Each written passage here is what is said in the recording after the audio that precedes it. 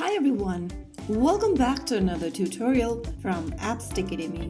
Today in this video, I'm gonna guide you through how to change your profile picture or add a profile picture on Plex. To change or add a profile picture, first of all, open the Plex application on your device and log in.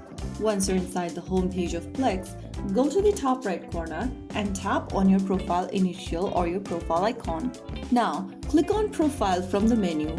Once you end up in your profile, go ahead and click the Edit Profile button and then click on Change Profile Image from the top.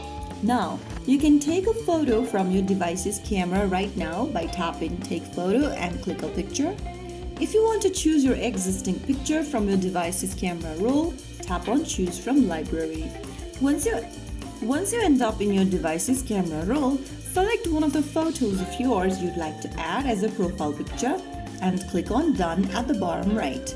Now adjust the picture within the frame, zoom in and out on the screen and click Save. Soon after you click on Save, you will be able to upload the profile picture. Wait for a few minutes and you'll be done. So that is how you can easily upload a profile picture or change your profile picture on Plex. If you found the video helpful, don't forget to like, share and subscribe to our channel. I will see you again in the next video. Thank you for watching.